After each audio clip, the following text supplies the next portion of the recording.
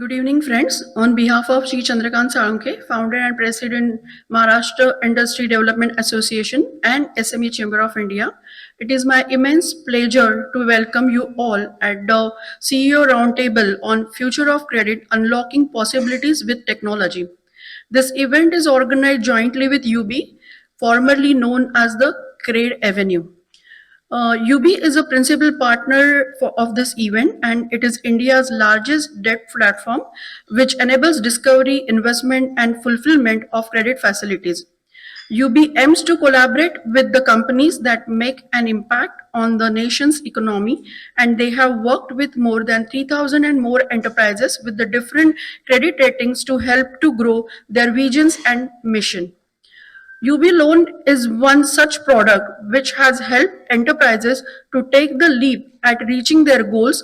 This fully integrated platform is having 750 and more lenders, and they have facilitated to generate INR 10,000 crores and more financial support and loans.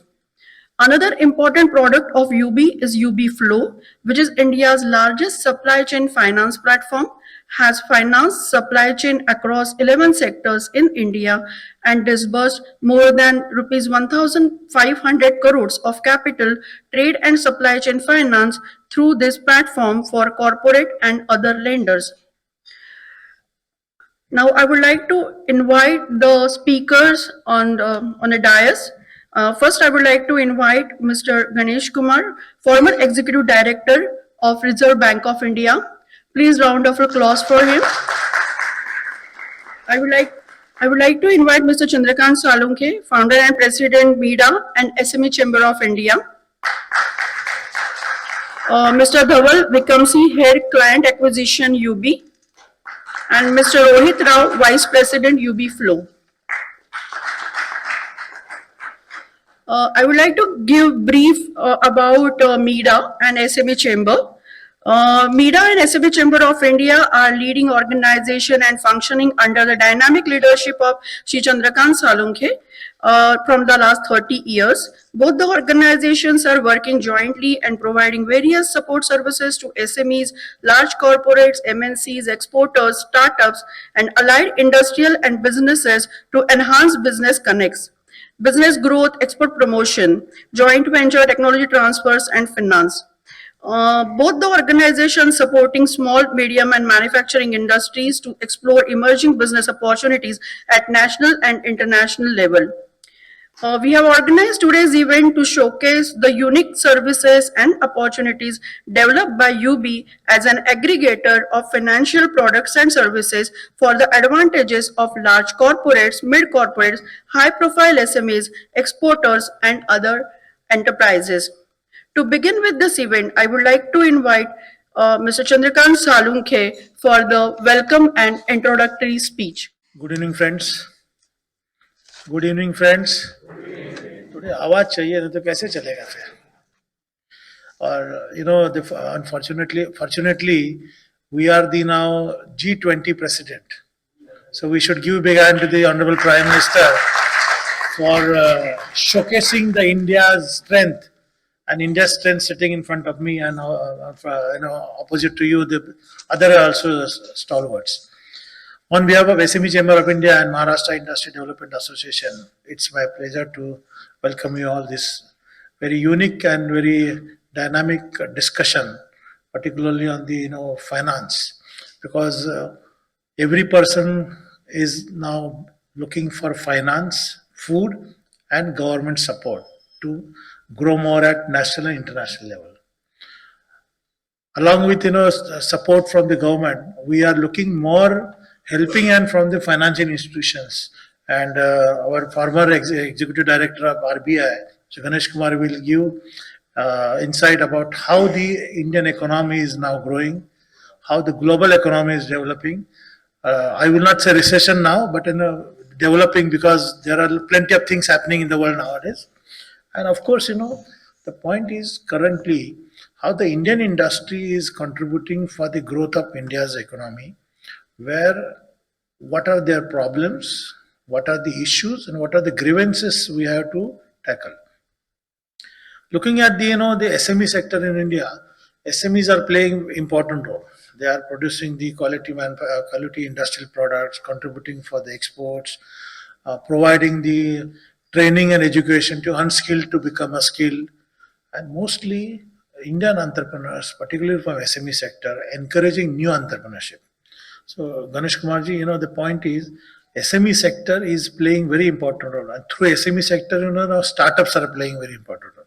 And when we talk about any particular industry, particularly business or enterprise, we have to focus on first finance, manpower, technology, and level playing field. These are the most important things we have to focus on. While running this organization, while interacting with the stakeholders or running my business, I observe that total Indian industries, particularly enterprises in India, more than 7 crore, including self-employed, including unicorns, including large corporates, MNCs. In that, hardly I think 1 crore companies must be enjoying banking, finance, financial services. तो बाकी सब कहाँ जाते हैं? Traditional funding, difficulty to get funding, or they are not aware about the funding. So UB has played very important role by presenting the digital platform, aggregator platform, particularly integrating 3,000 and more enterprises to get the funding, and more than 700 lenders, 750 lenders. They are showcasing their financial products. I was interacting with Ganesh Kumarji while having chat, and I observed that currently India's economy, looking at the global recession, developments in the global market, particularly impact of the Russian and Ukraine war, and I just yesterday read one comic joke that Corona back to China, and he is telling the president that, Dad, I'm back in China, back home. So China is also facing big problem, particularly for the recession and impact of the Corona, because most of the cities are now closed down for the Corona impact, and therefore this impact will be slowly we have to face in the future. If we look at the yesterday's growth figures announced, look at the 6 months development happening. Even yesterday's prediction by the, I think IMF, I forgot the name of the institution, they have reduced the GDP growth also. So whether we are going to face a problem in coming months, so how to prepare for that? So I request Ganesh Kumarji, you can highlight in your speech that because you have to work as a premier organization in a regulatory authority, particularly for the how banks should enhance their credit flow towards industry and SME sector. That is one point. Second thing, how this impact will be on the SME sector, industry and manufacturing industry. And third, what can be suggestions and guidance or recommendations to the industry, particularly to survive, revive, transform, and better performance. So these are our expectation from the today's discussion. And of course, UB is one of the leading platform which is providing the value addition services. I know I was interacting with one of the CFO from the large corporate. They're having around, say, turnover 4,000 crore. They said, we are getting calls from banks. They are showcasing their products, but ultimately they are facing difficulty to come and discuss with us for seat to seat, front to front. Why? Because banks are not easily now lending to the top corporates, because the credit goes to Mr. Mallya. But here, because of the digital platform, everything you are getting proper information, proper we can say the what is the word? I forgot that. Screening, we can say, through the properly, because chatbot and AI, it's integrating the data and information together, so that there should not be any problem. So the importance of the fintech or aggregators very, very important for the Indian economy now and Indian industry particularly.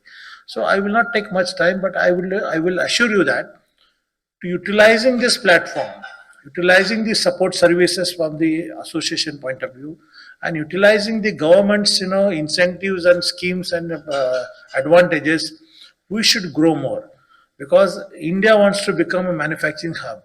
So without your support, without your efforts, India will not become a manufacturing hub. We have to achieve the export in next 2030, maybe 2-3 trillion or 3 trillion or 4 trillion. But who will do? All of you should be do, and therefore we have to put more efforts. Nowadays, I know that many companies facing to get industrial land easily, affordable land. Many companies facing problem for getting a raw material from different type of raw material in India. Many companies facing the skill manpower, and many companies are having the issues related to regulatory authorities. So we have to come out from all these problems, and we have to focus more on how we can enhance business, how we can support business. If any support or any assistance required from the association point, we will be definitely there to support you, to resolve your issues, to take up the grievances to the higher authorities. Rather, I'm interacting with all regulatory authorities, even government authorities, to resolve and take care of their grievances. If there is no level playing field, then you have to face a problem. Then factory हम लोग शुरू करते हैं, चलाते हैं, और 90 days में अगर समझो हमारा पेमेंट नहीं जाता है या कुछ होता है या इश्यू आ जाता है या रिसीवर्स नहीं आते, then we have to face problem. So even though there is a trades platform, Ganesh Kumar ji, when Mr. Padmanabhan was there and Raghuram Rajan was there, governor and ED, so that I have interacted with them. I said, change the definition of the NPA or the rules of the NPA. Either make it 180 days or make it 365 days, because all we are serving to large corporate. SMEs are serving to large corporate, and ultimately they are not getting their receivables on time. So ultimately we have to face problem. Corporate to chal raha hai, corporate enjoy kar raha hai, but what about the SME sector? So then long deliberations, the trades platform came out. Even I put efforts to bring this SME stock exchange. 2008, when Mr. C.B. Bhave, SEBI chairman, took a charge, on the first day I requested him that we want SME platform in India. SME stock exchange में SME को हमारे respect मिलना चाहिए, capital market में respect मिलना चाहिए. तो SMEs do 2011 they have started. So around 1,000 companies now listed. Most of the companies are not aware, not prepared for that. I suggest those are looking for alternative finance, entering into capital market, they should take advantage. Another point, collateral free loan. SMEs in India, particularly the startups in SME sector or entrepreneurs, they face up a lot problem. So that is also my suggestion. Focus on that. And I am pursuing with the government and RBI and the Ministry of Finance that at least up to 15 crore collateral free loan to be given to the industry, small industry or medium-sized industries. So those are not having their collateral. So these are the efforts we are doing, and of course we are pursuing through Finance Ministry for various incentives, schemes, even advantages, and focusing more on the ease of doing business, because most of the Indian SMEs or Indian industries, if they will not give importance for the ease of doing business, then how we will play important role. So these are the things we are doing through our chamber and association point of view, state level and national level. So friends, on behalf of SME Chamber and Maharashtra Industry Development Association, I welcome you all, and special thanks to UB for partnering with us to provide you value addition services to get funding on time, affordable funding and easy funding. So take advantage of this UB platform so that we can grow more. Thank you very much. Thank you, Mr. Salunki, for your encouraging words. Now I would like to invite Mr. Ganesh Kumar, former Executive Director of Reserve Bank of India, to speak on tackling the VUCA world, navigating distress to build a robust credit system. Thank you. Good evening, Mr. Chandrakant has already said the good evening, so I don't need to repeat, although I've said it. I know it's been a long day for most of you, and there's something possibly exciting on the other side. So what I will do is I will give a couple of statutory warnings, and then I will start off by this thing. The first statutory warning is that I'm not going to talk anything new. Most of what I talk is what you know. If at all there is anything which I try to put it, my only intention is to put it in a manner which will help us when we go back to use that information for the betterment of whatever we want to do. So that's the first statutory warning. The second statutory warning is that I would request, this is a warning plus a request, is that let it not be a monologue that I talk. It will be good if there is some, you don't need to necessarily talk. There is something called neuro-linguistic programming or NLP. The computers in this room have to be at one synchronous level, and therefore I request that try to participate that way. If you can ask questions if you want, it need not necessarily be an address, or if you want to ask questions later on, that also is possible depending on whether there is time, if that is acceptable to all of us. So these are the two things. With that, I was actually, when Siddharth and Rohit actually, they called me and said that, why don't you come and participate? I was wondering, why me? What am I going to do here? I didn't ask them that question. I thought to myself, what is it that we really require? So I'm going to do a little bit of philosophy, and then I'll come down to credit, which is why, and as said that, I'll talk about VUCA, which is something which is all of us are actually facing day in and day out. If you look back at why all of us are doing the things that we do now, can anybody try to tell me what is it that the business we are doing, whether we are at home, we are in office, whether we are traveling, or whether we are sitting right now in this ballroom number 4 and trying to listen to me? What is it that we are doing? Can anybody help me out? As I told you, it's difficult to hear me because I will force people to talk. There are a few people here who are my friends, and if nobody talks, I might have to call names. So don't allow me to do that. We are trying to achieve something great. That is what human people always want to do. We want to achieve something. A kid which is just born, 6 months, 7 years old, wants to achieve something. What does it want to achieve? It wants to stand on its own, or it wants to run around, create problems for the mother. The need to achieve something is ingrained in the human being, and more so for Indians, because we always want to achieve something and we would like to achieve it through jugaad if nothing else is there. Right. Great. Something more. What would you like to go back with at the end of this 1.5 to 2 hours? Gain insights into future credit policy. I wish Mr. Shaktikant Das was here. He's the one who's going to decide how the credit policy is going to be. You're right. I will not try to give you future insights about credit policy, but I will try to tell you what is it that you can look forward to. If I were to have a looking glass and I were to view to that and say, I'm an astrologer right now, and what is going to happen in the next 3 years, 5 years, I'll try to give you some sneak previews. Good, that is there.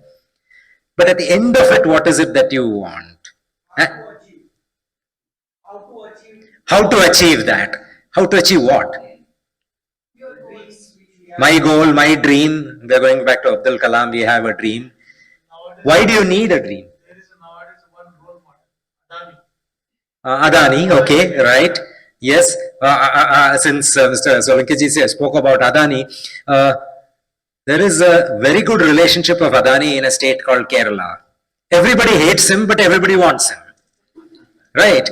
And that's exactly what is happening in this credit world.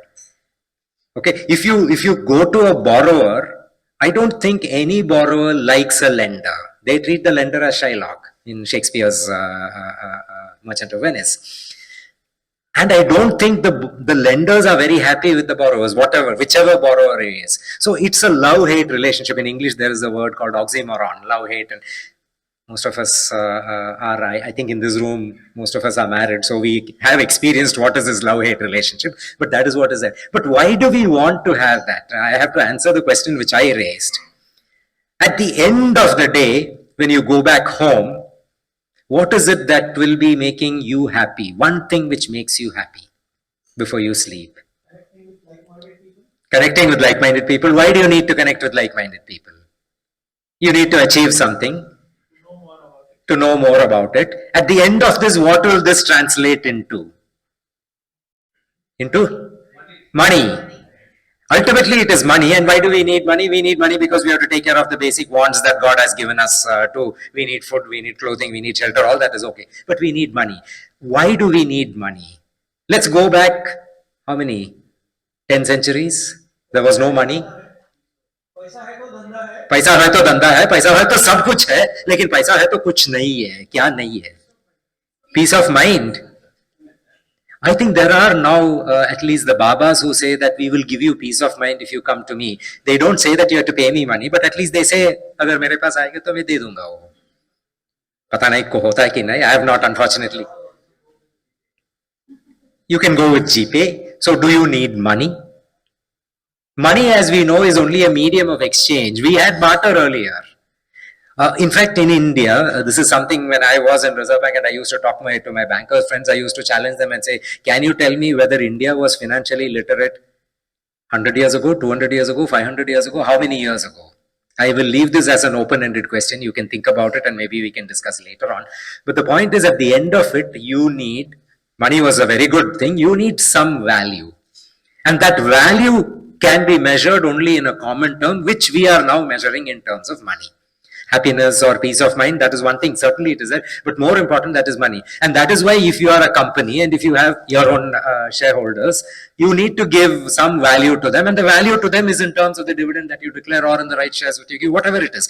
Ultimately, even if you go back to home, if you have a child at home, maybe you have a son or a daughter, he or she is not going to be happy if you give iPhone, what, i15 or 14, which is the latest model now? 14.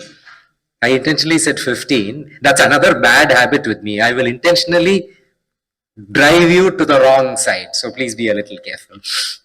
Anyway, so the point is, he wants the iPhone. Why does he want the iPhone?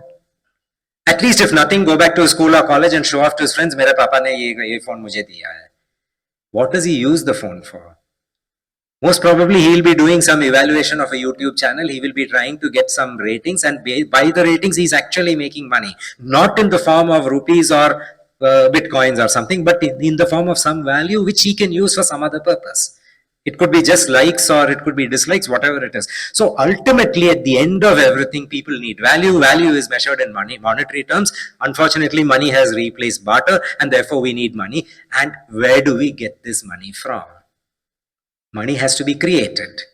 Who creates money in India? Typically, the blame is given to the Reserve Bank because the Reserve Bank is supposed to be the creator of money. I will take that responsibility. I'm not in Reserve Bank now, but still I will take the responsibility. But more important than the creation is the distribution. We need to ensure that money is available to people who require them. And that is where the growth of credit comes. Everybody requires credit. Even the person who says, I have 1,000 crores right now as my net worth. There are some people in India who have got 10 times that money, including Adani, who's got that. But he also requires credit. You cannot function in the world of today without credit. It could be temporary, it could be transitory, it could be permanent, it could be long-term, but you do require credit. And in India, I'll just take half a minute and then I'll come to the future. I'll talk about the past. In India, credit used to be what I call it as a directed flow. Meaning that somebody in the Reserve Bank, somebody in the governments, maybe state government, maybe central government, Purana Jamana mein, they decided that, okay, Baramati mein sugar is there, so we need to have more money for sugarcane cultivation, because if sugarcane cultivation is there, more sugar means more festivals, Diwali mein mithai milega. So the thing is, it was the government or the RBI or a group of people who were actually ruling, who decided how much of credit should be available, who should be getting it, and how it should be used. That's how it was till around 30 years ago. Thankfully, today that's no longer the case. We as citizens, we as people, we as consumers of credit, we decide who wants the money and what has to be taken. And that is where I'll take the cue from what Mr. Salunkeji said. It's the industry which decides how much of credit they want. And which is this industry? It's no longer the big corporates who decide how much of credit is required. It is the small, it is not even small, it is the tiny industries. And when I say tiny, it is not in terms of crores or lakhs, it is in terms of the contribution that they make to the sector where they are in. It could be services, it could be even manufacturing. These are the people who actually decide how much of credit they want. And the traditional models of credit delivery will not meet these requirements. So banks alone giving loans is something, it's already gone. Banks alone are not the credit creators or credit distributors in the country. Who are then the new credit creators? The main credit creators still continue to be the government, the RBI, and the delivery channel for that is the banks. The more important thing is that how is this going to be delivered to every nook and corner of the country? How many of you have heard about this term called CBDC? Everybody must have heard because only I think today is the day when the RBI has gone ahead with the retail CBDC. We'll talk about that later on. Point is, all this is intended to provide flow of money, flow of credit the way it is required. And one big change which has happened in the last, I would say, 7 to 8 years is the use of technology for credit disbursement. Use of technology for banking really changed the way banking happens in India. It changed the way payments have happened in India. During demonetization, we witnessed one great thing, that as Indians, if I were to go outside, not within this hotel, let's say I go outside and there is a chai wala there and I want to buy a cutting chai, during demonetization, I could pay the 6 rupees for the cutting chai without having cash. All of us had experienced that. Today, in fact, most of us, well, instead of me stating a statement, how many of you have got purses in this room with cash? Everybody. I don't think anybody here doesn't have a purse. Whether you call it a purse, a handbag, or put it in your pocket, you have. What is the average amount of cash that you have? Now I'm going to ask for secrets. How much money do you keep as individuals? You don't have to worry, but I'm keen to know what is that amount. 1,000, 2,000, 5,000, 2,000, only 100 rupees.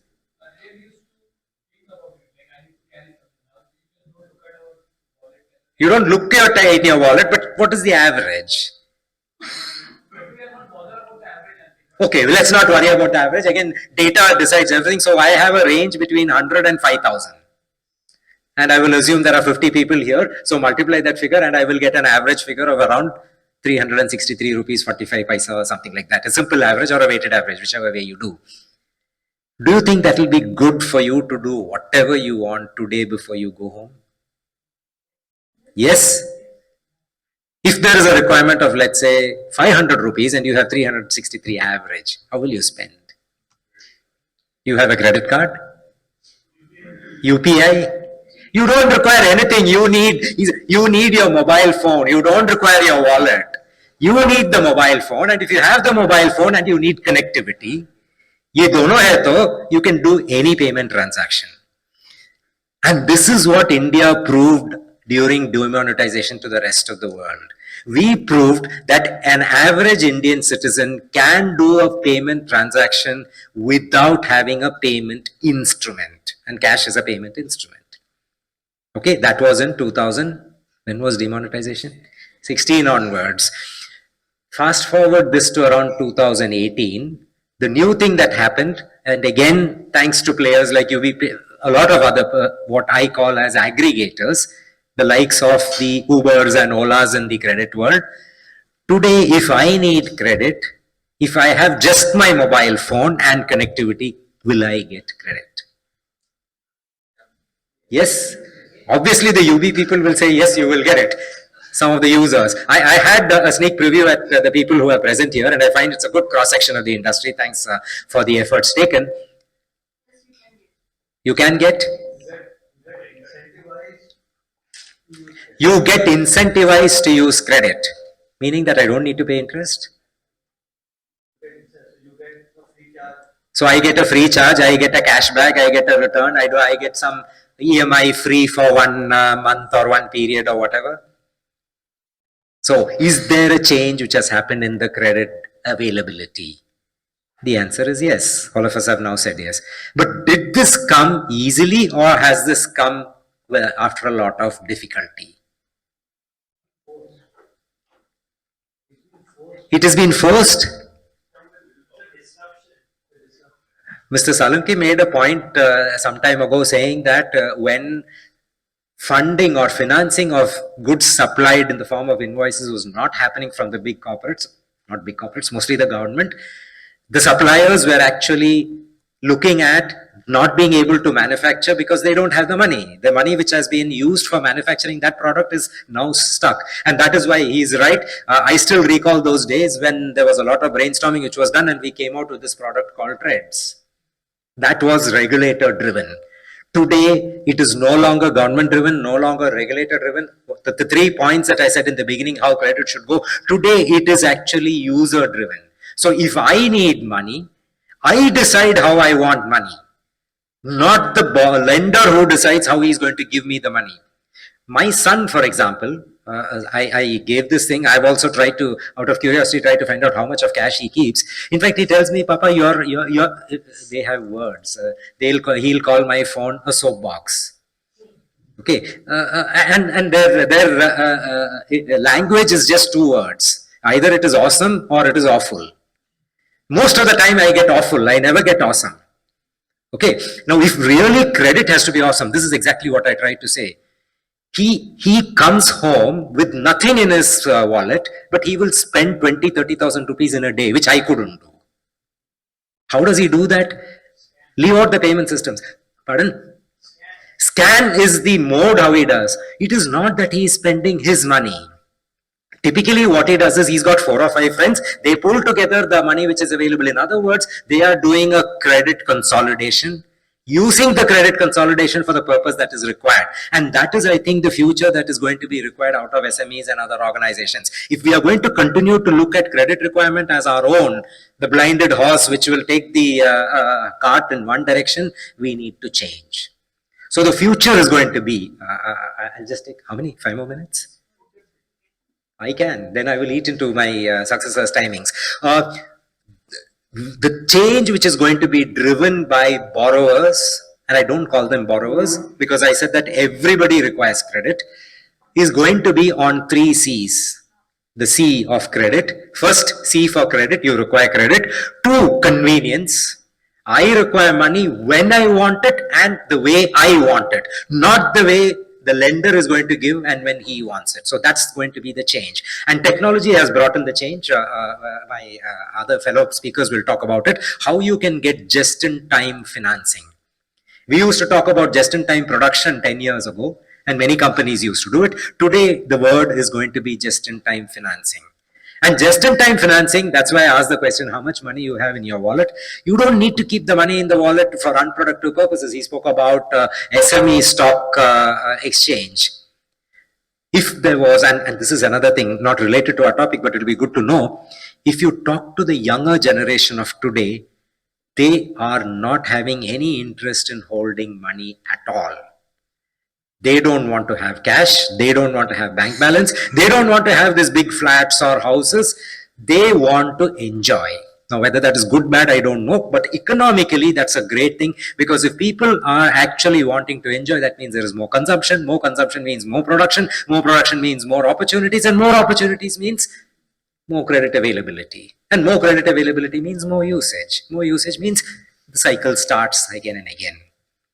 Okay, the change which we might have to do is, instead of following the Western approach, the American approach, all of us know what happened in 2008 when the housing bubble collapse happened. Instead of following that, let us follow the Indian approach. And what is the Indian approach? I take money when I want it, and when I have it, I repay. It is not that I take just because it is available, and it is not that I don't repay because I know I can postpone it. If these 2 principles are taken care of, I think we'll have a healthy credit system. Well, I'm not going to end my talk. I will take some more minutes. So the future is going to be, I spoke about how credit consolidation takes place. But what happens between the creditors and the lenders? The traditional mode of lending is going to go. In fact, it is gone. The lenders who are making a lot of money, including some of the banks who are making money, are not making money based on giving funds based on collateral. We spoke about collateral. The future is not going to be on hard collateral. The future is going to be more on cash flows or projected cash flows. So I have an idea. My idea is, let's say I collaborate with the SME body here and say I'm going to conduct events every day in the evening. Okay, and I make a funds flow projection and say every day I'm going to make a net profit of 1 lakh rupees in 2 hours. Mr. Salukya will say, "Acha hai, mere bhi paisa mil jayega." Lot of people can come, they can have food here, they can listen to the bore and then go away. If this cash flow projection is good, is sustainable, here is a company which provides this matchmaking. what is the aggregation job, which says that, okay, here Ganesh has got, or Ganesh Kumar has a funds flow projection which seems to be working. They make that proposal available to people who have funds, who are lenders. They say that, look, this is what it is. He says that he's going to make 2 lakh rupees every day. So his capability to repay will be every day he can repay, let's say 1 lakh rupees out of it. Are you willing to give him 4 lakh rupees every day? Will this proposal ever get through if you go to a bank? I have nothing as collateral other than perhaps telling that I have a capability to talk and I was an ex-Reserve Bank executive director. That's all. Bank will not give. But here is a platform which comes and says, we know his past. We know he has attended so many, conducted so many events. We know this is a rating he has got. We know this is a potential that is there. We know the entity with whom he is collaborating, which is a great entity. We know that the potential is there. Although he says 2 lakh rupees, we are not very sure he will get 2 lakh rupees. But we would rather say every day he can get 50,000 rupees. This is what that platform, based on the rules that they have got, based on the data that is available, will come out and say. And more importantly, you don't need to give that 4 lakhs which he wants to him every day. What you need to do, give 1 lakh rupees to the host, to the place where the event is going to be held, give 20,000 rupees to the event manager, distribute it in such a way that all the eggs are not in one basket. And that more importantly, the credit delivery is a directed, I spoke about directed credit delivery into which sector it should go. The future of credit delivery is going to be end-use direct base. Meaning that it doesn't come to Ganesh Kumar, it goes to, let's say, so much of money to the SME body, so much of money to Taj, so much of money to the event manager, so much of money to the people who give food. This is how it works.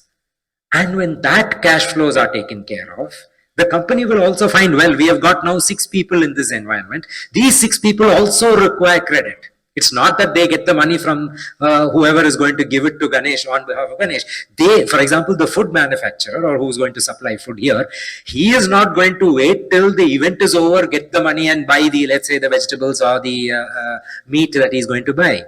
He needs financing for that. So the platform will come and say, look, I know this particular, let's say, Taj Caterers or SATS is going to give me the supply. They know what is SATS capability. They know how much of money is required for this. The creditor need not go and say that I need the money. The platform will project and say, okay, for this event, 50 people are going to come. The cost of one lunch or dinner is going to be this much. This much will be the money that is going to be required. Send across a requirement that this is the amount of money that or credit which is going to be required, not only for Ganesh, but for all the suppliers of Ganesh's event as well. I've done a science fiction based type of thing, but the future is going to be people talk about Web 3, which is going to be the future for technology. Web 3 is going to bring an interrelationship of this type. Some of those of you who have seen from the WhatsApp that your health details are all available in the web, in the public domain, and therefore there was this WhatsApp forward which you must have seen. I go to buy a pizza. I say I want a pizza with 3 layers of cheese and this is what it is. The answer comes saying that you've got diabetes, you shouldn't take cheese and all that. That type of thing is there. A similar type of thing is going to happen in the credit sector as well. So we cannot say that I will give, if I were a lender, I will only give to this sector or I will not give to this sector. It's going to be dynamic. So the change is going to be happening frequently, fast, and this change, those of us who are actually in the lending area, if we are able to adapt to this change, we will survive. Those of us who are creditors, we need to take money from these if we know that we are not looking at long-term credit, but we are looking at credit to take care of immediate requirements and have it in the form of a rollover. That's why you will find individuals also, rollover credit is actually becoming more popular than fixed lines of credit. This is what is going to be the future. And if both these have to meet, there's going to be the need for the intermediaries. You can call them aggregators, you can call them the UBs of the future or UBs of today who will also metamorphosize into UBs of the future. These people are going to do a substantial amount of matchmaking. How do they do that? Based on a lot of data. We are actually generating a lot of data. When you say that I have given, all of us pay GST. Based on the GST payments, and GST government is also willing to share that data, there is a lot of debate going on whether it is confidential or not. But at some point of time, it will be actually made available to people who need it. So based on the GST invoice that Ganesh has given, a credit institution will know that Ganesh requires this much of money. Somebody else, a credit bureau will know that Ganesh is good for this much of credit. Somebody else who's actually a recovery agent will know that Ganesh repays the money, let's say once every month or once every week. So a new ecosystem is going to come, and a new set of players are actually going to do this function. And to do this, you need technology, you need data, you need, more importantly, an open mind. An open mind with an innovative approach. And that is what I think all of us have. And if this is what we are going to do, we are going to have, certainly the future is going to be bright. There will be credit available. There will be credit available to where it is required, when it is required, and the last point, at terms which are affordable to the borrower and which are profitable to the lender. So it's not going to be something called MCLR or bank rate or base rate. It is going to be dependent on the person, on the purpose, on the need at the time and the duration for which it is available. So a complex algorithm, difficult for us to calculate, leave it to the IT systems, they will take care of it. We will only be resting assured that we will get the money when we want. So instead of me, now I will conclude this, instead of me saying that I have 363 rupees now, if let's say that I need 500 rupees to pay the Uber taxi when I want to go from here to, let's say, Tardev now, instead of saying that I need 500 rupees, the credit model is going to come and say, Ganesh has only 363 rupees now. He needs 134 rupees extra. Out of the 134 rupees, this lender is willing to give him 150 rupees. It's not going to come to Ganesh. 134 rupees is going to go to this particular cab operator, 30 rupees, Uber, let us say, and 100 rupees to, let's say, Mohammed Siddiqui, who's got his, small vehicle, let's say Wagoner, which he transports me. Out of that 100 rupees, 50 rupees goes to his Mohammed Siddiqui's daughter's school for payment of the fees which he did not make yesterday. This is just the type of credit delivery that's going to happen. If we need to do this, we need to innovate. Are we ready for that? You think about it, come with the answer. Last point. Regulatorily, from the RBI side, because I had represented RBI, the RBI is ready to look into all these new things, but two aspects is what they will actually concern. One, just like they actually take care of depositors' interest when you put money in a bank, the focus now is on borrower's interest and lender's interest. They have to see to it that the borrower gets money, right time, at the right rate, and the lender gets back his money so that he continues to be in business. It's not that the borrower takes the money and vanishes. So to this end, the regulator is also willing to change. So what are we going to see in the future? A complete change in the way credit delivery happens. And entities like UB are going to facilitate that. Entities, all of us are going to actually see to it that this dream becomes a reality. I'll stop my monologue with this. Thanks for the patient hearing and wish you a great credit-filled life. Thank you. What is your views would be the regulatory approach towards credit markets in the future? Ganesh Kumar. Okay, credit markets in the future, my view will be twofold. First, the markets are going to explode. Since the markets are going to explode, there will be, like I said earlier, there will be a huge amount of money in circulation which will be part of the GDP, which will form part of the credit usage only. Now, if a lot of money is in circulation, somebody needs to monitor these as well. Anything which is available in abundancy will create too much of supply, and if too much of supply is there, it also needs to be monitored so that it is used the right way. So, who will do this monitoring? There will be new type of regulatory institutions, typically self-regulatory bodies, either the credit takers or the credit givers or the aggregators. They will do this. That is one. Second, because there is a large amount of demand for credit and because there is also a large amount of supply of credit, the costs will come down. So instead of the high rates of interest that we pay now, thanks to all these developments, the rates will come down.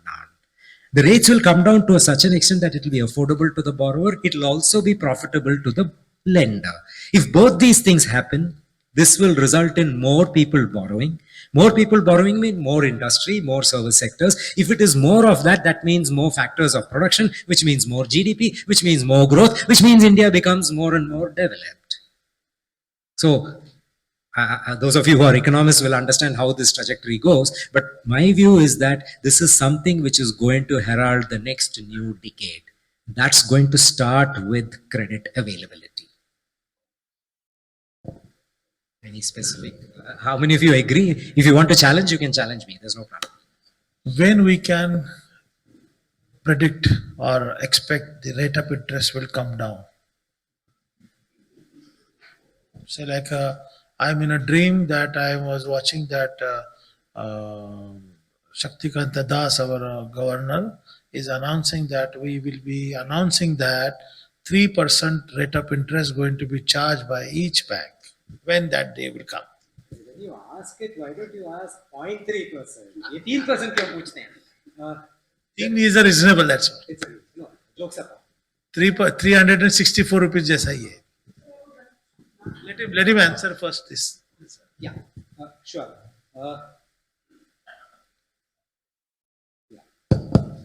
Okay, my point is today we are not actually a market driven credit rate fixing economy. Most often credit rates or interest rates are fixed based on what the regulator or the government thinks is best or what they think it is affordable.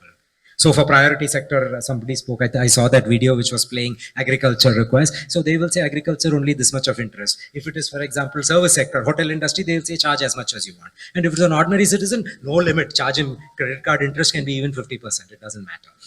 This has to change. So my view is, pardon me Salunki ji, I would actually dream of a time when Mr. Shaktikanta Das doesn't announce the interest rate. The interest rate is going to be decided, like I said earlier, it will be decided by the lender and the borrower put together. There will be broad parameters. Within that broad parameter, this is what will be the decision.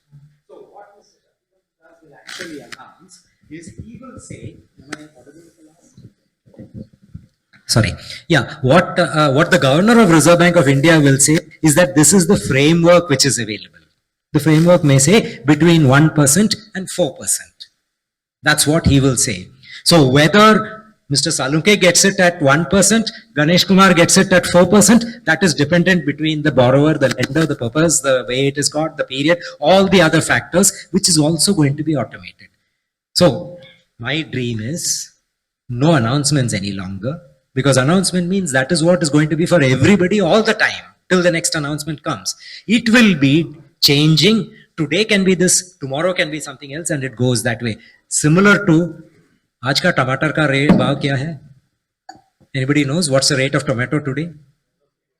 Retail, 12 rupees a kilo.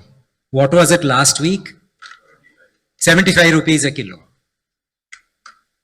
Credit also will make these type of changes, which will bring a new challenge that the products or services which we manufacture out of using the credit will also be varying up and down. But over a period of, let's say, 2 years or so, this will stabilize.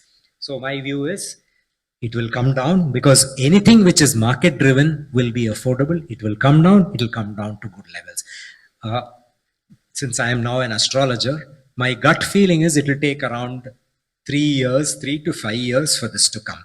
So those of you who are going to retire in the next 2 to 3 years, don't expect it. But those of you who have a longer career or who are going to be in this, I think around 2026, 27, you can expect these type of things to happen. Of course, I am assuming no earth-shattering other change comes. There's no war which India enters into or something like that. I hope nothing like that will happen, but then this is the period.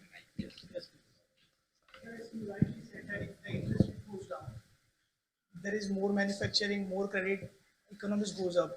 So whenever there is inflation, increase in inflation, why RBI increases the interest rate? Whenever the question is, you're an economist? or you haven't. Whenever inflation goes, RBI doesn't increase the interest rate. Sometimes it does, sometimes it doesn't do. But your point is very right. Mostly, and this is a traditional, they call it Keynes, John Maynard Keynes, he's Keynesian theory of economics. What it says is that, why is inflation going up? Because demand is more than supply. So you manufacture 10 units, there's a demand for 2 units. So what will you do? You will increase the price, inflation goes up. So how do you make people reduce the demand? You allow people or incentivize people to save. Don't spend, save it. And what is the incentive for saving? Increase the interest rate. But why not vice versa? By giving more credit to getting benefits more. Okay, this is again a chicken and egg problem. You're right. You can reduce the interest rate and allow more manufacturing. But the demand is good only if it is natural demand. If it is an artificial demand, you manufacture more, the demand will not be sustained. So here will be a manufacturer who is left with unsold items. Then he will have to put it at a discounted rate, which will be bad for everybody. And you know, in India, that's what happens. Today, as I told you, aaj ka tomato ka bhav hai 12. And can I take 1 minute? You know how tomato rates actually work? It's not based on what is the manufacturing cost or the buying cost. It depends on the lorry drivers. Okay, so let's say tomato is coming from Nashik to Mumbai. I don't know whether you have seen this. This is actual reality. 10 lorry trucks are coming from Nashik to Mumbai. There will be the race. Okay, the first lorry truck which comes at 2 o'clock to APMC in Vashi, he will say no other lorry is coming for the next 1 hour. There are people who want to buy, the wholesalers who want to buy tomato. They will say, I'm ready to give 50 rupees. On the other hand, if they see 4 trucks come at the same point in time, they will say, मैं 20 रुपए का ऊपर नहीं दूंगा. So whether he has bought it at 10 rupees there or 100 rupees from the farmer, he will sell it at 20 rupees. So this dynamics is not based on demand supply. It is based on a perceived shortage or excess supply. That is what happens in real markets. Okay, so that is why. And it is a perishable. It's not like onions where you can keep it at least for 4 months. It's a perishable. That's why if you see why housing rates don't come down, because it's not a perishable. But you have seen in China, they are actually demolishing houses because there are other reasons. So the point is, there is no one size fits all. So they will do a slightly bit in rise in inflation. They would also give incentives for credit offtake. So both these happen together. It's a complicated thing that happens. Newspapers, see, all of us are experts in deciding interest rates or deciding monetary policy. Believe me, it's a very tough area. Like we do credit assessment of a borrower based on 100 different factors, this is also difficult, and it is more an art than a science. So some governors get it right, they get good awards. Some governors get it bad, they are sacked. So this is how it really happens. We all look on, oh, Ram Bharosa se, acha hota hai to theek hai. I hope there's no media here. Nobody reports whatever I'm saying. Good. You know, we have started digital currency from today.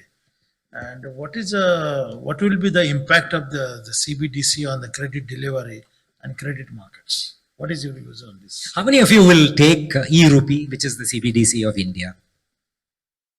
1, 2, 3, 4, 5, 6. There are still some people who are cat on the walls. You're not happy with that?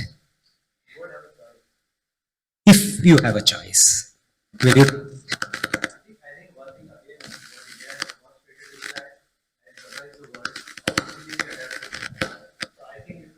It will happen. Okay, I'll tell you why there are a lot of people who are not happy here, because they've heard stories about whatever has happened to Bitcoin, Ethereum, Ether, all those things. So you have a doubt. Yes, you wanted to say something.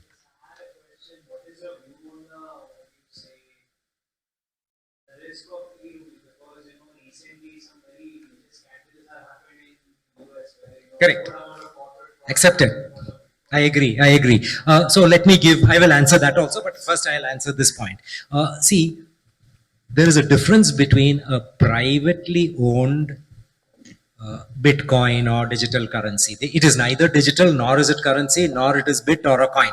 It is just something like a stock certificate which people are just trading in the markets, and because of the demand supply, exactly what you said, because there is a demand, I don't know how many of you know, the original Bitcoin started with $1 as a rate, went up to what? $65,000. Can you imagine something which is a real product, will it go up so much in value over a period of 6 years?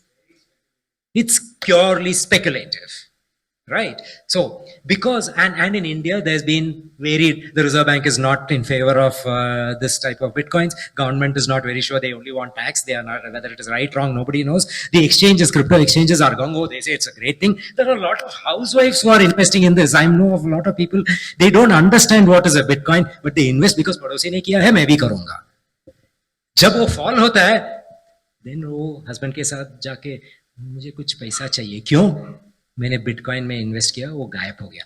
Point is, why people are hesitant about CBDC is that you do not know what a CBDC is. I will tell you now. Some time ago we spoke about UPI for making a payment. If I say UPI is equivalent to a CBDC, how many of you will use?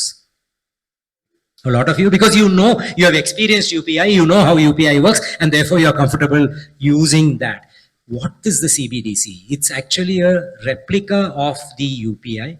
UPI means that Ganesh Kumar's account of 100 rupees is debited and Mushtaq's account, the car driver's account, is credited 100. That is what happens in UK. By account, it could be an account, it could be a card, it could be a PPI, it could be a wallet, it could be a Paytm, any of those things. The difference is, in the case of a CBDC, instead of Ganesh Kumar's account, the Reserve Bank makes a unit which is called e-rupee, hands it over to a bank. Bank in turn gives it to Ganesh Kumar in his wallet, and Ganesh Kumar, instead of using UPI, uses the CBDC for settlement. It's exactly the same. Now, as far as credit is concerned, if this money moves fast, and if it is Reserve Bank's money which moves fast, the moment I give 100 rupees to Mr. Salunke, he can immediately give, let's say, 80 rupees out of that to Mr. Rohit, who will give, let's say, 60 rupees to the well, and so on. It can continue that way. Which again goes back to my earlier point. More money supply, more factors of production, more economic growth. Good for the economy. Okay, I'll come to your point. Ultimately, all this works on an IT system. This entire data which is there, whether it is central bank digital currency, whether it is UPI, it works on an IT system. And an IT system has been designed by a human being like me. And if it has been designed by a human being like me, another highly intelligent person better than me will actually hack into my system, and he may do anything which is negative. So Salunke won't do it, but there are others who will do it. And they may not be from India. They may do it from a country, let's say Pakistan or some other country, to take revenge on India. So what do we need to do? We need to ensure that the systems that the Reserve Bank is putting in are absolutely safe and secure, and they are safe and secure at every point of time. Another area for growth. The fintech, say, cyber security is going to grow. But more important than that, my view is, this is not Reserve Bank's view, but my view is, they are now doing a pilot. They will see how the pilot works. And I think at the end of the pilot, which may take a pretty long time, because you need connectivity, you need to experience different type of problems, I think CBDC will be used for small value transactions. For that 1 rupee, 2 rupees, 100 rupees that I spend, it may be CBDC. For the large value transactions, it will still be interbank transfers using UPI, RTGS, Paytm, all those things. If both these coexist, the cost of handling money comes down, which is what is required. And if cost of handling money comes down, cost of credit comes down. So CBDC, in my view, will have a positive impact on credit availability and credit rates. Thank you. Very interesting information. Over to Sakshi. Now I would like to invite Mr. Dhaval Vikamsi, Head Client Acquisition UB, to speak on transforming India INC, leveraging technology to fund enterprise growth. Over to you. So it's going to be extremely difficult to top Ganesh ji's discourse. Very interesting, a lot of insights that were there, even for me personally. I guess the same is the case for you all. So now we come to what we do. So let me kind of start with what we have, right? So just a little bit, yeah. So we are basically UB, which, you know, we've created a platform for unifying the credit infrastructure in the country, right? The idea is that organizations, businesses, small, medium, large, are able to access credit have easy access to credit, right? Today, that process is difficult and it's cumbersome. If I take an example, and Chandrakant ji also spoke about it briefly. He spoke in terms of the overall businesses in the country. In India, there are about 7 crores businesses. across companies and different structures. Only about 1 crore has access to credit. Now, if I take a slice out of that and speak about companies per se and LLPs, right? That population in the country today is approximately 20 lakh, right? Out of 20 lakh, only 3 lakh companies actually and LLPs, mix of them, have access to credit from formal banking channels, right? Majority of it is not funded by any of the banking partners or NBFCs or any legal institution under a regulatory framework, right? So most of it is unfunded. And even within this 3 lakh, majority of the money is actually cornered by the top organizations. Think Reliance, think Tata, those type of organizations. If you look at it this way, the entire ecosystem which is there of these 3 lakh odd organizations, it's actually like a pyramid, right? The top is only about 1,500 organizations, which in credit rating, if I use that as a proxy, is called AAA and AA rated companies. Then there is a base of BBB, which is the mid corporate companies which would be having businesses or in the revenue range of about 100 to 500, 2,000 crores, those sort of organization. And then you have like this entire base of businesses which are less than 100 crores, and the amount of money cornered by the top 1% is pretty much almost approximately 80% of the entire credit floating in the entire country today. So that's where we kind of thought about coming up with a platform which enables access to credit for organization, which helps you power your business and grow further, right? As a business, how are we actually structured? Now, let me explain to you what we exactly do. So we are actually structured as a two-sided marketplace. Can you guys think of any two-sided marketplace that you guys may be using almost every week? And there are a lot of them that you use. Yeah, which ones? Right. Amazon is one good example. Flipkart is another one. What else do you all think is a marketplace? Do you all order food from your home, at your office? What do you use? Zomato or Swiggy, another marketplace. Do you all use cabs to go to work or visit family? You use Uber or Ola, that's another marketplace, right? So any two-sided marketplace, the ones like I spoke about, actually has a buyer. In Flipkart and Myntra as a buyer and a seller. In case of Swiggy or Zomato, it is actually a restaurant owner and a consumer like us. In case of an Uber or an Uber or an Ola, it is it's riders like us and taxi drivers on the other side, right? Similar to that, on our business model, what we actually do is we run a marketplace which is made up of borrowers, which are businesses, right? And lenders, which are basically banks, financial institutions, NBFCs, credit funds, etc. So today on our platform, we have approximately 3,000 plus borrowers, which are businesses. And on the other side, we have 750 plus lenders, which are active on our platform, transacting with different businesses, right? There are different products that we do, and I'll speak about it a little bit later. But as an organization, the kind of borrowers that are there, they are across businesses in traditional manufacturing and services, startups, as well as NBFCs, retail NBFCs, which need access to credit, right? As an organization, we have, or as a platform, we've delivered approximately about 1 lakh crore worth of debt facilitation through our platform. And as an organization, we are headquartered in Chennai. We are just about 2 years old now. We started off in October 2020. Started by Gaurav Kumar, and till date we've raised about $237 million through a bunch of private equities and VC funds.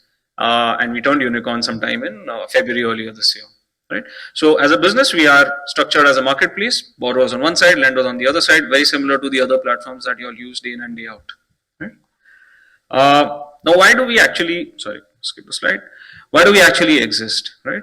Apart from the fact that we believe that businesses will propel our economy further and access to credit is required for running businesses, there are challenges which businesses face in raising debt today, right? And now these problems may not be necessarily unique or similar to organizations in a metro like ours, but this impacts everybody else across the country as well, right? So one of the things is that there is limited access to lenders today. Lenders are, everybody knows who those are, banks itne hi hai, uske upar koi bank nahi hai. In fact, if you see over the last 5 years, consolidation hua hai. SBI, there used to be many SBI, State Bank of Gujarat, State Bank of Maharashtra, etc. All of that has kind of consolidated under one larger State Bank of India. So the lenders are the same.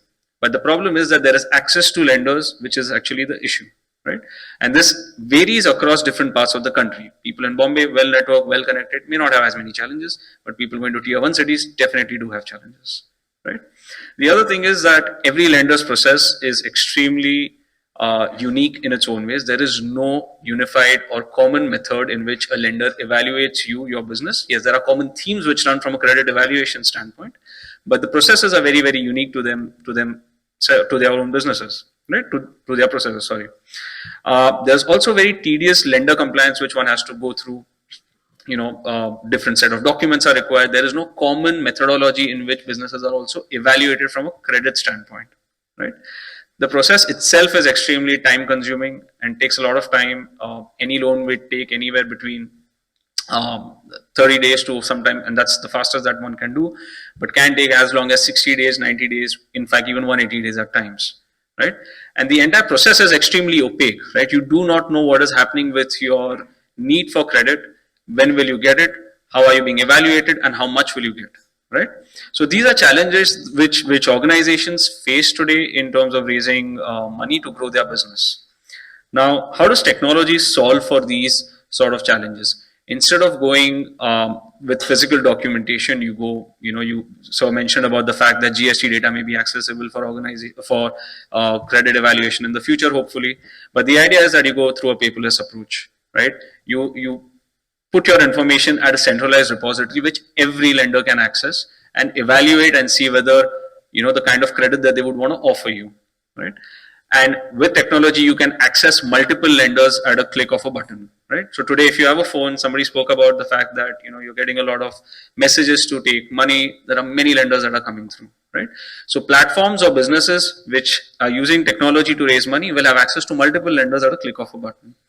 And the fact being that information asymmetry will be broken down. Everybody is at a level playing field from a lender's perspective to look at your data and decide whether you should be getting money, not getting money, how much, and at what cost, right? So through a digitization, the turnaround time comes down and the cost of debt gets optimized for any organization that is looking to raise credit, right? Now, speaking about what we specifically offer, we offer products which on our platform that you can use is on balance sheet as well as off balance sheet. My colleague Rohit will speak about a little bit about quite a lot about off balance sheet solutions which are there later on. But in terms of products, every debt product which you can think of is available on our platform today, right from loans for capex, loans for working capital. You can even raise debt through a bond structure today. You can even raise money for anything which is non-bank end use. So typically banks want to ensure, and so we're speaking about how credit will be consumed for the end use which it is intended for. Like you take money and then it goes to funding someone's school fees, right? So that's where you're ensuring end use restriction. Today banks or formal banking channels would want to ensure end use restrictions, right? Saying that my money should only be used to set up a factory or to purchase an asset or to fulfill your working capital challenges that are there. But on our platform today, you can also raise money for non-bank end use, which is there, wherein there are certain structured debt requirements that organizations face. For example, you want to buy shares of a company for growing your business, not for investment purposes, but for growing your business. You can do that through our platform as well. You can even look to refinance your existing loans. And if you're in the midst of raising equity, you need something as a cash cushion, you can raise money for that as well, right? Apart from that, if you're exporting, you can have access to credit in form of, export financing, packing credit, pre-shipment, post-shipment credit, things like that. And if you're importing, similar products in terms of which will help you do that as well, right? Apart from that, which Rohit will speak about a little bit more, but I'll touch upon it briefly. You can even use our platform for raising solutions and for off-balance sheet solutions, which will help you manage your working capital through a vendor finance program, a dealer distributor finance program. So if you are a business which is heavily reliant on distributing your products through a dealer network and you need them to buy your inventory, you can use that through a dealer finance program or a distributor finance program on our platform. Apart from that, if you're selling to larger organizations, you can discount your invoices and get early access to credit, which eases the pressure on your working capital cycles as well. Right? What do you get in terms of value for you? You get access to lenders in a span of 30 minutes. You have a dedicated relationship manager from our end, which will help you kind of work with you and structure your entire debt requirement and ensure that that gets fulfilled. Paisa business paise ka hai, like sir mentioned. Everybody wants a touch and feel. You can't do away without, you can't do work you can't raise credit without the fact that there has to be someone to speak with and engage with and help you provide the best solution. So solutioning happens through a mix of technology, right, as well as with the help of relationship managers, which are basically ex-bankers, right? And your engagement through our platform starts with lenders within a span of 2 to 3 days, right? Not only that, even from a credit evaluation standpoints, we also work with you to address issues that may come around when a lender is trying to evaluate your business, right? And summation of all of this is that you get access to competitive pricing on our platform, as well as disbursement, which is much more faster compared to directly approaching a bank, right? Let me speak about 2 case studies which will kind of help you understand and see how this has kind of brought value to some folks. So this is a company called Gold Plus Glass. It's a BBB plus rated company by CRISIL, and it's a manufacturer of a specific type of float glass, right? Another thing was that they wanted to set up a factory within, they wanted to start their capex for setting up a factory within a span of 3 months, and they did not really have the funds lined up to do that sort of capex work. So when they came onto our platform, within a span of 30 days, they had approximately 8 term sheets to the tune of approximately 1,000 crores. And from 20 odd lenders were identified for them, and out of which 8 of them gave them the term sheet, saying, okay, this looks worthwhile to lend to. Overall, they had a cost reduction of approximately 350 basis points or 3.5% compared to what they were directly doing with lenders outside. That's where the network or the power of the network of the UB platform comes into picture, because you're accessing multiple lenders, you get the best quote for your debt need, right? Eventually, they did not really need 1,000 crores. They needed more like 500 crores. They were able to close approximately 430 crores within a span of 2 months with money in the bank, working with the UB platform, right? So that's one case study that I have for you. Another one is about a company called Zetwork. Now, Zetwork is an aggregator, right, where they work with small scale manufacturers and they supply to customers across the world. It's a B2B business, and they wanted to kind of expand their operations outside, but they did not really have the capital to do so. It's a company which has raised some amount of equity, but they wanted to expand their operations outside. Paisa free ka nahi badta. So either you raise more equity and you dilute, but you don't want to do that, so you need access for capital. And one of the things that they ended up doing was that instead of raising more equity, they used supply chain finance solutions that we have, which allowed them to free up capital and not raise more money from outside, and had a 200 crore vendor finance program, which allowed them to solve for their working capital challenges and use that available equity money to grow abroad instead of raising more money from a new set of lenders, a new set of equity investors, right? Some marquee borrowers that we have on our platform so far, this is not exhaustive, difficult to fit a lot of them. So these are a few of the ones that we have done. It ranges from anywhere for ticket sizes as small as a platform we do as small as 5 crores, goes all the way up to 500 crores. The largest we've done is approximately 700 crores, right? But typically it starts as small as 5 crores that we do, right? Any questions so far? I'm going to take a pause right now over here. Sure. How do we evaluate? Okay. So it's a mix on your financial statements, right? What is basically your credit period in terms of your suppliers? What is the credit period in terms of your receivables, and what's the amount of time the inventory is stuck in your books, right, before you churn it out, right? That kind of helps us understand what is basically the credit gap that we are looking at. Now, basis which there is a line of credit that you can use. It could be a revolving product, which is a working capital demand loan. Aapko 15 crore ka gap hai, you get a line of 15 crores. You don't need to use 15 crores all the time, for example. You may need to use only 5 crores at a specific set of times. So you take the 5 crores, pay off your liabilities, you will get your money from your customers eventually, pay off the lender, right? So that's one product solution that you can think of. Another product solution over there is a cash credit facility, which most of the people would be aware of. which is basically money which is linked to your current account. You can use it as and when you want it, right? That's another product that you can think of. From working capital standpoint, these are all on balance sheet solutions I spoke about. There are off balance sheet solutions like the Gold Plus class example. If you have vendors which are waiting for payment, you can get a financing partner to actually directly pay off the vendors, right? And thereafter you pay off the liability on the 30th day or the 60th day, whatever your credit period is, right? Rohit would kind of speak more about that later on. Right? Sure. Assuming I get a big purchase order, so Yeah. how would you be helping me Sure. for financing for the procurement of the raw materials and the execution of it? Sure. So one of the products that we also have is called as purchase bill discounting, right? So this is wherein you have approved where your purchase order has been accepted and approved. Typically, it is preferred that the purchase order is, and it is a product which is used more so when your supplier is a large organization, right? Think of it like if you're in the chemical space and if you know of a sorry, when you're exporting, no, so exports is when it's about your receivables, right?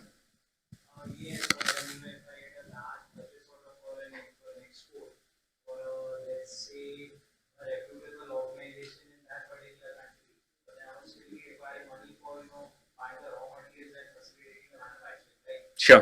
So, what kind of solution would we be having for Okay. situations like this? So if you have a large purchase order for a customer which is abroad, is that what you're saying? Okay, cool. So from that standpoint, there are products which are export factoring that we do, right? Wherein you can have, and obviously one of the criteria in this is that the customer that you have is a large organization. Think of it like a Wellspun in India selling to a Walmart in America. Would work, right? So that product is there, which we have, wherein you have export factoring as a solution, wherein your receivables are discounted by a financing partner, and you can get them discounted abroad itself, so the cost of debt even drops over there, right? And effectively get the money back in India. So that's another product that you can think of from if you're exporting abroad. Yeah. Dhavalji, when you said about the Gold Plus, Yep. they have received 10 term sheets from the different lenders. Yeah. So that means they are getting options Yes. for which is the best and which is the costliest Correct. term sheet. So how the UB is guiding them to accept that term sheet, because sometimes the rate of interest is less but terms are different, Yes. or some conditions are different. So how we can take advantage of this one? So what happens is that every lender comes in with their own criteria of what they want to do, right? And there are some which are extremely finicky, saying that, okay, I will give you this amount of money, but I don't want any other lender on my balance sheet, right? The challenge over there is that obviously your business will grow in the future, and when it grows, you need more pools of capital to kind of further grow, right? Like for example, the gentleman before said that I have a large purchase order, but मेरे को पैसा चाहिए उसके लिए, what can I do, right? Now, sometimes when you have lenders which are not really very friendly, they won't let other people come onto your balance sheet and lend money to you, because they'll be like, okay, this asset is there, this is mine, for example, or these inventories that you are manufacturing, these are given to me as collateral. I cannot allow any other lender because I perceive your business to be higher risk, right? Now, what we essentially do is that we want lenders which are friendly for every business to come and work with any borrower, right?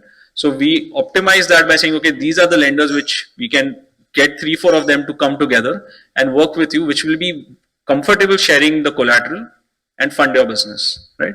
That's one of the things that our platform would solve for. The other thing is that it's not just about the interest rate, it's also sometimes about the service that banks that you have to work with, right? If you're into the export business, if you're importing a lot, you need lenders which will bring you that value prop. For example, if you're exporting, then it is better to have a foreign bank on your balance sheet as well, like a Citi or a Stancy, HSBC, काफी है, right? But that is what you should also look for. So a banking partner is important given the business context that you're working with, right? Just cheap money, right, is not the only thing one should look for. Yes, that is one of the most important thing, but not the only important thing. There are other things which have to be looked at from a long-term perspective, and from a platform perspective, we help and guide and do that as well on what is the right banking partner for you basis your ask. And will they be comfortable allowing future lenders to come onto your balance sheet as and when your business grows and your need for capital increases? Right. Not only that, what we also do is we optimize the security structure as well. For example, one bank may say 400 crore चाहिए, ठीक है आपको, you know, say 200 crores hard collateral देना पड़ेगा. Businesses के पास शायद नहीं होगा, right? So there what we work is we identify optimal structures wherein it could be lesser amount of collateral, which means that that 100 crores which you potentially have can be used for future expansion when you need the money, right? And the idea is what Sir was speaking about in terms of doing cash flow based lending. That is where the future is. That's definitely there. And our UB Flow product, which Rohit will speak more about that as well in terms of how cash flows can be used to optimize your working capital needs, right? You know, when you are handling the client acquisition, and I represent the SME Chamber of India and large industry organizations, what is your message to the clients, particularly entrepreneurs sitting here or outside of this hall? What to be prepared for, approaching any lender? Because earlier days, and I used to understand that someone is going and meeting the branch manager and he said, "मुझे 100 crore का loan लेना है," but he will not carry his balance sheet or any information. तो पहले वो manager से पूछेगा कि क्या कैसे करना है, क्या रेट ऑफ इंटरेस्ट रहेगा, क्या प्रोसीजर रहेगा, ये बात होती है. Now this UB platform, how you will be guiding or giving message to the the clients, how they can prepare, because you said that there are plenty of lenders will be there. Yes. So at a one time I can deal with the 10 lenders Yes. for different type of products. So what is the message to the entrepreneurs? So first thing is that financial information is critical for any lending or credit decision, right? So it is important that when we are growing our business, we are scaling up fast, that is always there, but we are also ensuring that things which are supposed to be hygiene in terms of maintaining good accounting records, maintaining good tax records are critical. वो नहीं रहेगा तो आपको access to credit में दिक्कतें आने वाली हैं. That goes without saying. If access to GST data is given to folks in the future, into the lenders, they will look at that information. If your filings are not on time, and that data is available today for us to look at. For example, today if I were to look at your information online, I can actually take your company's SIN number, which is a corporate identification number, and I can actually identify the amount of times you have filed your GSTs with delays, right?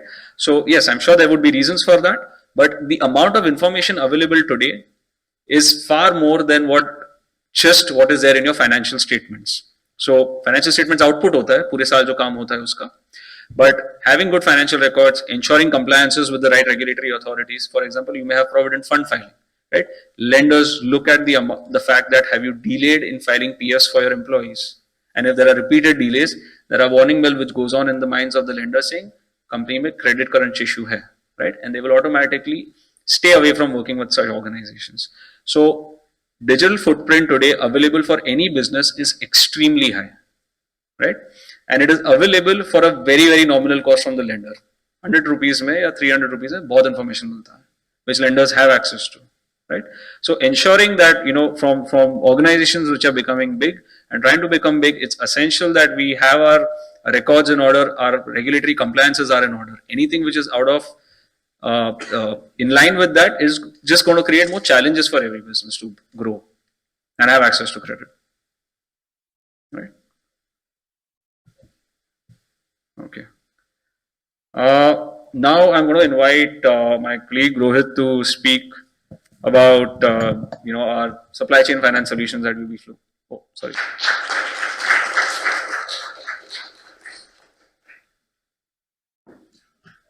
Hi, good evening. I'm Rohit, and I thank all the speakers so far for setting the context for this discussion.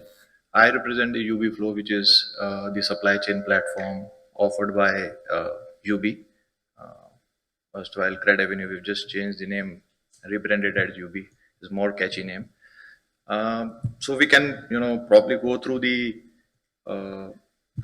basic facts about what we've achieved so far, what we are doing. Currently, we have, 50 plus anchors which are live with us, and we've been in, business as a supply chain platform for last 1 year. Effectively been supported by 20 plus investors. When I say 20 plus investors, these are basically the lenders, ranging from MNC banks, Indian private sector banks, PSU banks, large NBFCs, small finance banks. The problem statement normally is that, you know, when you are doing a supply, when you are doing a business, okay, you are either a supplier or a buyer, right? When you are a buyer, you have to ensure that, you know, your supplies are in order. When you are, you know, on the other end as a supplier, your receivables become a, you know, sort of a problem statement. Now the problem is that, like in our, you know, Ganesh ji mentioned that one solution doesn't fit the entire or helps to solve the entire problem statement. The issue is that with different you know, risk criterias, different you know, turnover company, different rating criterias. The lenders have, you know, different appetites depending upon different, you know, these getting the risk criterias of the companies. Now what happens is that normally when you are approaching a lender on your own with your, you know, existing relationships, you have, you know, finite set of lenders. When you come on the platform, you have access to more and more number of, you know, lenders, which helps in terms of price discovery, better terms, more number of, you know, term sheets being offered to you. Now effectively for a supply chain, specifically to supply chain, you know, solutions, which is the buzzword, you know, the supply chain, the fintech. Why this is popular? Because this is one solution which gives you credit on an unsecured basis and off balance sheet. Now this is sort of a magic for many people, that you are, you know, getting credit, is unsecured and is off balance sheet, and it's solving both sides of the problem, whether it's, you know, on the payable side, whether it's on the receivable sides. So we are, you know, sort of managing both the sides. On the payable side, what happens is when you are a, you know, buyer, what we are doing in turn is, you know, making payments to your suppliers on day one, getting a lender who funds this, and on a due date with an extended payable, you make the payment. So what in turn it helps is you are not only you know, having a strategic sourcing of the vendors because they are getting their payments on day one. There is also surety of payment for your supplier, because under the program he is getting the payment on day one, is out of the transaction on the due date, you making the payment to the lender. Now DPO extension is that basis the anchors the buyer's credit rating, because the risk is on the buyer, the suppliers get a good rate, you know. So if a small supplier is going in the market, is borrowing at about 15%, 16%, 18%, but under the anchor, if the, you know, say if the anchor is a BBB plus rated company or a A rated company, the borrowing cost will be much, you know, lower than what is available in the open market. So there is a healthy difference between what the supplier can get eventually under the program will be, you know, about 8%, 9%, 10%, and, you know, the suppliers are more than happy to extend this benefit to the anchor corporate, which is the buyer. Now this benefit can be passed on into aspect that if they are making a 5%, 6% difference arbitrage in this, either they can pass back, you know, half of it, which is probably 3%, or extend the credit period. So currently if they have extended 30 days, they can extend to 45 days, 60 days, and the buyer gets that much time to make the payment. So how it helps the supplier is that the supplier gets a competitive rate, is off balance sheet for the supplier, unsecured for the supplier. How it is benefiting the buyer is they are getting the extended credit period, is off balance sheet and unsecured. So it's a win-win situation for both the buyer as well as the supplier.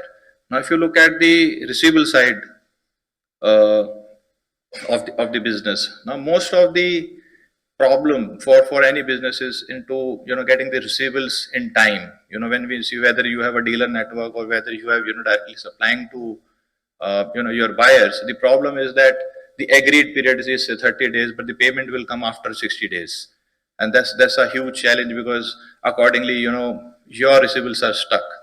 Now what happens is that in a receivable program or in a dealer finance program, what we do is the buyer gets the payment on day one. We fund the dealer or the company which is, your client, and we extend the credit period. So currently, if you have extended, say, up to 30 days or 15 days, we extend the credit period to about 60 days, 90 days. Effectively, it's an off balance sheet for you. It's completely unsecured. There will be a loan which will be written on the, the buyer, or it can be a, sort of a factoring transaction where we create a pool of receivables and then discount it. So these, what this probably helps is the first number one's, the benefit of this is you de-risk your balance sheet. On day one you get the receivables. Secondly, there is an extended credit period being offered to your buyers, and what at the end it helps is that they have more capital in hand to buy more supplies from you. So it will help them to increase their sales, as well as they will help in turn increase your sales effectively. So in the country, if you see, supply chain as a product has been there for almost 2 decades. Somehow it never achieved the scale it should have achieved. But with last 2-3 years, fintechs come in getting the technology, and technology is one thing which we've been discussing, that it's an evolution. You cannot stop, right? And because of that, evolution, with the help of the technology, what we are able to do is achieve scales. When I say scales is, if you have a vendor base of say 500 vendors, or even on the dealer side, if you have a dealer base of say 1,000, 2,000 dealers, initially without the platform, the ecosystem that we build in, many other fintechs build in, without the help of technology, doing it manually was a cumbersome process.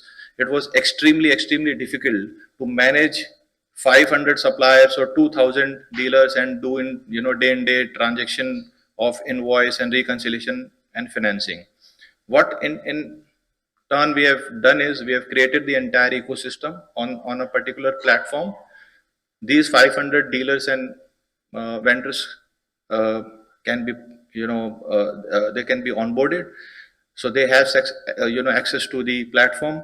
You have access to the platform, and the lender who's funding the transaction has the access to the platform. So we have created the entire ecosystem for all these 3 spokes, which interact on a daily basis, on a live transaction basis.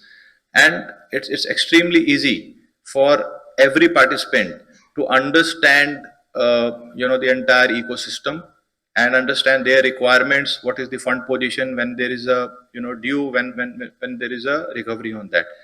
Now, if you compare this with any other existing traditional products, in a traditional product, your CCOD will be secured. You have to give a collateral. There will be a 25% margin that the bank would ask. It will be governed by DP, and so on and so forth. Now, in this product, all these challenges been taken care. There is absolutely no collateral. It's off balance sheet. The funding is available on a click of a button, and of course there are multiple lenders. Why now multiple lenders are important? Because your channel base, whether it's suppliers or dealers, is not homogeneous. It's heterogeneous. Everybody would have different set of risk appetite.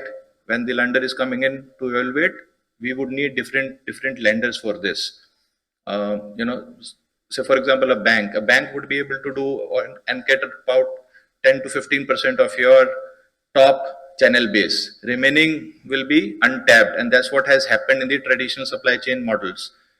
Wherein in our case, with multiple lenders coming in and the entire ecosystem been helping to assist and make it a scalable model, we've been able to achieve scale of about 60-70% onboarding, and that's what we've seen the success in this. Now in last 6 months, probably I've met 250 corporates on an average. We have onboarded every single one of them, and these are corporates which are countries' top names, having AAA rated companies, listed entities, 50,000, 60,000 crore top line companies, to companies which are NEG, which is new economic sector groups, startups. So you can see the range in which the supply chain product can help the companies to unlock their potential, unlock their capital, and that's what the benefit is. These are few of our corporates where we have successfully delivered. Now how it works is, it's a very simple process. What you have to do is you have to come on the platform, register yourself. You have to create a profile and a program card. Now, creating a profile is just a 10 minutes job because you have to put in your SIN number. All the information about your company will get auto fetched in. Just a couple of information like what is your current limits, your utilization, shareholding, existing shareholding, that's it. Your profile gets created in 10 minutes, just like creating a profile on a Facebook. Then creating a program card. Now, what is a program card? A program card is effectively your requirement, and this process is same for all products across the UB platform, whether it's, supply chain loans, and different products. Once you put in your requirement, a lender will come, you publish it at the all your program card will be then visible to all the lenders which are there on the platform. Now the lender will say, out of say 30 lenders, 50 lenders on the platform who are viewing this, 10 cents a EOI, which is expression of interest. Basically, these are the lenders which are keen. They are wanting to have this transaction. Once they participate, you accept it. You have the right to accept. Once you accept it, then only the lender will be able to see that the name of the corporate. Till that, it'll be completely confidential. Now, once this process happens, you have created a requirement. The lender is ready to cater to the requirement, and you have accepted that lender for a further discussion. Post this, the engagement starts. They will share an indicative term sheet with you. You basis whether you want to negotiate or you want to accept it. You accept it, and a final term sheet comes in, and then our team starts get into picture, and we start onboarding your channel base, whether it's on the supplier side or on the dealer side. So this is the process, and this is a continuous process. As and when you keep adding these suppliers, we'll keep adding them in the program, and similarly on the dealer side, you can expand your dealer network. We keep adding those dealers to the platform, get them under the program. We are effectively running one of the largest dealer finance programs in the country with Vedanta, which we have shown. Even on the vendor side, we are extremely competitive because of the kind of banks that we have. I think with the large number of lenders available on the platform, it becomes a extremely compelling proposition from our end, because at the end of the day, our platform is marrying a borrower and a lender. The large number of borrowers, large number of lenders, choosing the best option available on the platform. I think that's it from my end. Any questions on the supply chain side? As 5 CR. So I'm looking at 1 CR to 5 CR financing, the credit facility is required. So is UB Flow that, interested in giving 1 CR to 5 CR services for the small enterprises? So you're effectively looking at a loan or a supply chain?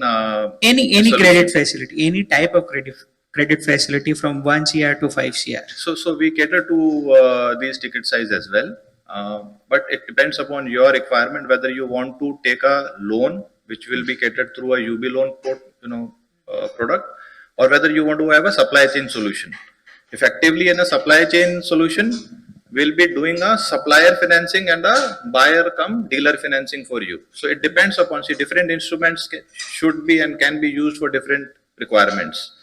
So if you want to just raise a loan, say you want to have a working capital facility of say 5 CR, yes, we can cater to that.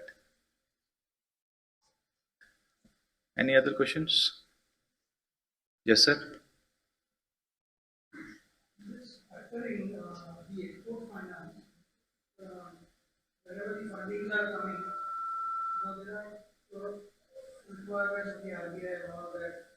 Whenever the funds are coming here, they should be from the same customers, and then only the BRC and everything gets generated. If you are financing on behalf of them, and then we are getting that fund, how that compliance is really taken? No, okay, to answer that, we are a platform where we are helping you to find a lender, so effectively the transaction flow, is not flowing through the platform itself. Is the invoice which is coming, the other data is coming, and will help you find the lender. But what I understand from your discussion is that probably the issue of, the money getting credited to your AD or some other account, right?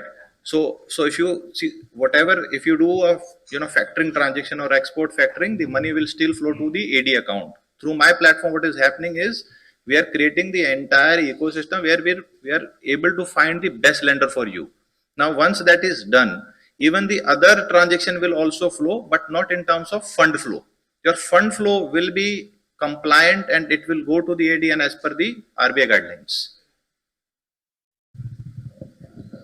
One other question, if I am approaching any lender to get loan for my company, I can do some compliances, formalities and whatever the information.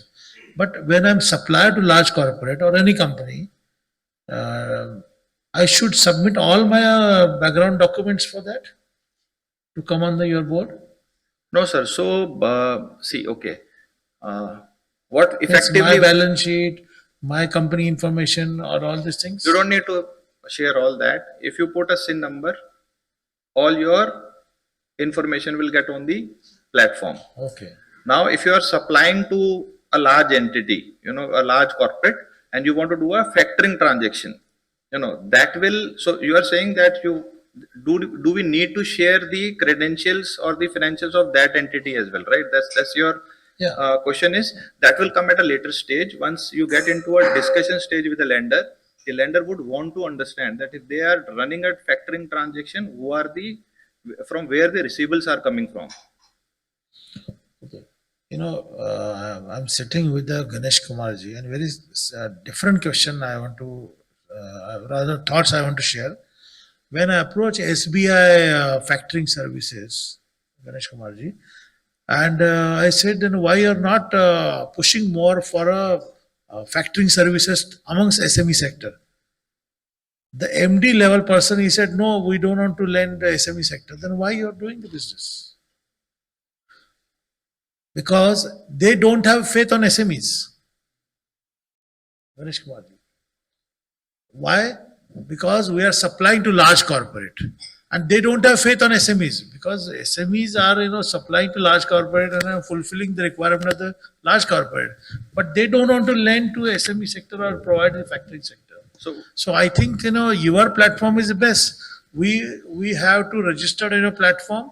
You will find the lender, you will find the business, and you will find the finance. So on the platform, if you see, effectively the segment which is able to have the best benefit derived out of the platform is the SME, is the MSME and SME players. Effectively, why? Because either they can register themselves as suppliers, and we run large vendor finance programs, and also we are able to solve a lot of their issues on the receivable side as well. Secondly, this is firstly about the supply chain piece. Secondly, also on the loan side, the process is extremely simple. Currently, you are just relying on your existing 2, 5, 10 lender relationship. You would know some guy in SBI, you would know some guy in ICICI, but you are not you do not have access to the other lenders which are present in the country. Once you come on the platform, what it helps you is that you have access to 350 plus lenders in the country. So it's highly efficient, to come on the platform and explore so many lenders for your requirement rather than just relying on 1 or 2 relationships. Yes, sir, you have a question. In most of the factoring transaction, we see that there is recourse to the borrower. If the receivable they are unable to recover. So in your platform also, is there recourse on the borrower? Sir, it will depend upon transaction to transaction. Having said so, when I say my platform, my capital is not at risk. It is the lender's capital at risk. Lender will come and assess the borrower as well as the receivables from which party the receivables are coming. Basis the comfort, they will structure a transaction. It will then depend upon whether they want to have recourse or they want to do it without recourse and run this transaction. So, Sorry to your question. I think the fact is that factoring as a product by itself should not have a recourse, right? But most of the lenders that we have seen in the country actually do want the recourse in case the customer does not pay up the money on the due date, right? So this is more so of a ecosystem problem that we have seen and observed, rather than is it possible or not. By its product, and I've read some policies of some banks also. By the product as it is supposed to be designed, उसमें recourse नहीं होना चाहिए, but lenders always ask for it. Banking is a business of recovery. So lender always thinks about the worst case rather than the best case. Good, thank you. Thank you.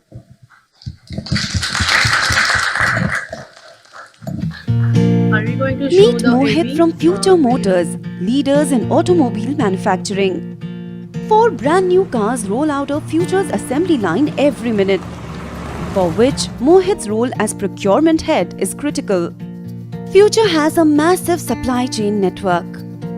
Mohit and team have to ensure that the 1000 plus components that go into Future's cars arrive on time every time from their extensive supplier network.